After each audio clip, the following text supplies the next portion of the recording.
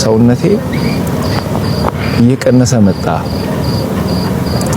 እኔ ህመሜን ለሰው ማሳየት አልፈልግም፣ ሰው እንዲያቅብኝ አልፈልግም። አንዳንድ ጊዜ ደግሞ ስጋ ያሳያል። ትልቁ ችግር እሱ ነው። ጃኬት ብትደረብም ይታያል፣ ውስጥ ያሳያልና ጸልዩልኝ። እኔ የኢትዮጵያ ህዝብ አንድ የሚማጸነው አንድ ለኢትዮጵያ ህዝብ መናገር የሚፈልገው ከእግዚአብሔር በታች በእናንተ ጸሎት፣ በእናንተ እንባ፣ በእናንተ ምርቃት ነው እስከዚህ ያለውትና አሁንም እግዚአብሔር በዛ መንገድ ያቆመኛል ያስባል። በርካቶችን ከወደቁበት ሲያነሳ እንባቸውን ሲጠርግ ለተቸገሩ ሲደርስ የምናቀው ማስተር አብነት ከበደ ታመም ያለው ጸልዩልኝ እያለ ይገኛል። ማስተር አብነት ለሰው የማይናገረው ከባድ ህመም አጋጥሞታል። ሰዎችን የማይጠየፈው ማስተር አብነት ከበደ በቁጥር የማይገለጡ በጎ ስራዎችን ሰርቷል። ለበጎ ስራው መነሻ የሆነውና አሁን ድረስ ሲያስበው ከአእምሮ ያልጠፋው ከቤተሰቡ ጋር የተገናኘ አንድ ታሪክ አለው። የበጎ ስራው ጅማሮ ታናሽ እህቱ ጋር ይያያዛል። ማስተር አብነት ከበደ ገንዘብ ባለመኖሩ ታናሽ እህቱን ያጣበትን አጋጣሚ ሲያስታውስ አይኖቹን ባያቀራሉ። ታናሽ እህቱ ወንድሟን ላለማስጨነቅ ህመሟን ሳትናገር ህመም አሸንፏት በመጨረሻው ሰዓት በብጣሽ ወረቀት የስንብት ደብዳቤ ብቻ ጽፋለት ተሰናበተችው። ታናሽ እህቱ ማስተር አብነት ከበደን ማሙሽ ብላ ነው የምትጠራው። ማሙሽ አንተን ላለማስጨነቅ ብዙ ቆይቻለሁ የሚል መልእክት አስቀምጣ የተሰናበተችው እህቱ አሁን የሚሰራውን የበጎ አድራጎት ስራ ለመስራት ምክንያት ሆነችው። ይህንን አሳዛኝ መልእክት ያነበበው ማስተር አብነት ከበደ ለእህቴ መሆን ያልቻልኩ ከንቱ ነኝ በሚል ሁሌም ራሱን ይወቅሳል። ማስተር አብነት መታከሚያ ገንዘብ አጣ ገና በለጋ ዕድሜዋ የተለየችውን እህቱን በማሰብ ከፈጣሪው ጋር እንዲህ ሲል ተማጸነ።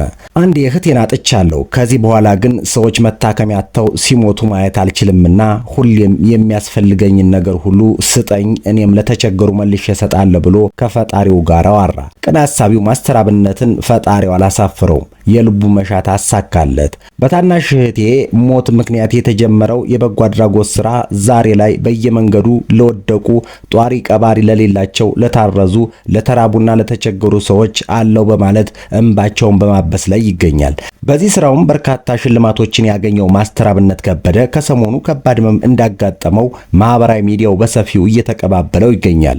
ለመሆኑ ይህ ድንቅ ሰው ምን ቢያጋጥመው ይሆን ጸልዩልኝ የሚል መልእክት ያጋራው? የዚህ ሚዲያ ቤተሰቦች መረጃው ለብዙ ሰዎች እንዲደርስ መረጃውን ላይክ በማድረግ ወደ ፕሮግራሙ እናልፋለን።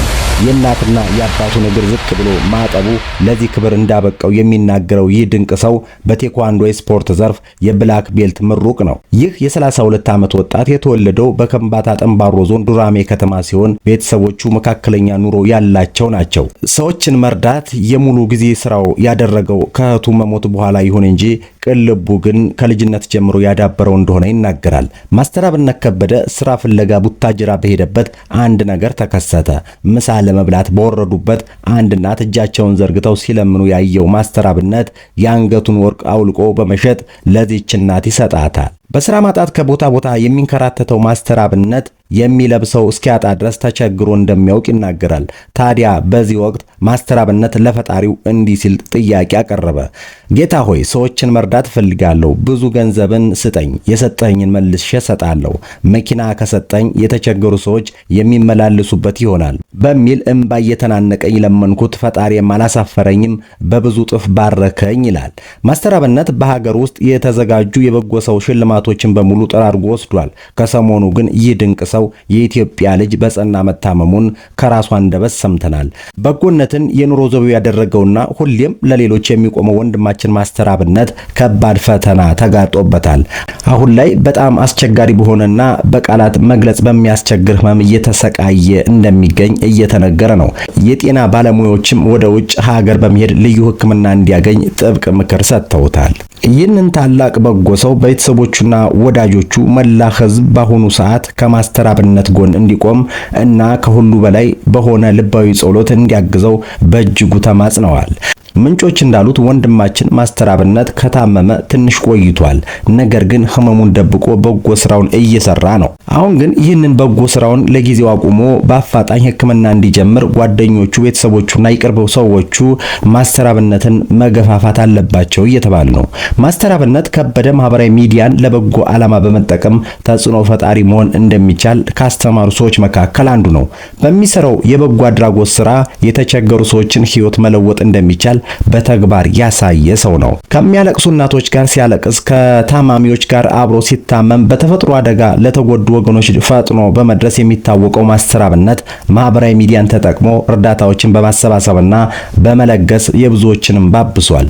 አሁን ግን ማስተር አብነት ራሱ በከባድ ህመም ላይ መውደቁን ከአንድ ሚዲያ ጋር በነበረው ቆይታ ይፋ አድርጓል። ችግረኞችን ለመርዳት ገንዘብ እያሰባሰብኩ ዝም ብዬ መቀመጥ አልችልም የሚለው ማስተር አብነት የህመሙን ምክንያት ለይቶ ባያስቀምጥም ስለመታመሙ ለማንም መናገር እንደማይፈልግ ገልጿል።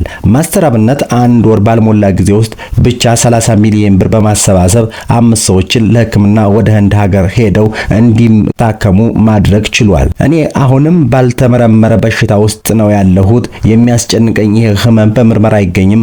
ራሴን እያጣሁ በስነ ልቦናም እየተጎዳው ነው ብሏል። ማስተር አብነት ማንንም ሰው ማስጨነቅ ስለማይፈልግ ብቻ ስለ ህመሙ ጉዳይ ባይገልጽም የለበሰው ልብስ የሸፈነውና በህክምና ይህ ነው የማይባል ህመም እያስጨነቀው ይገኛል። አሁን ላይ ግን መታመሙ ከሱ አልፎ በሌሎች ዘንድ እየታወቀ መምጣቱን ብዙዎች እየጠየቁ እንደሆነ ተናግሯል።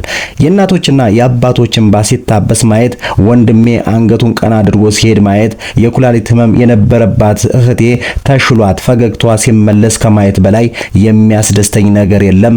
ያንን አይቼ እጽናናለሁ ይላል። ማስተር አብነት የውስጤን በሽታ ፈጣሪ እንደሚያድነኝ አምናለሁ በማለት ከዚህ ውጭ ሰው ማስጨነቅ ስለማይፈልግ የኢትዮጵያ ህዝብ አባቶችና እናቶች እንዲጸልዩለት ጠይቋል።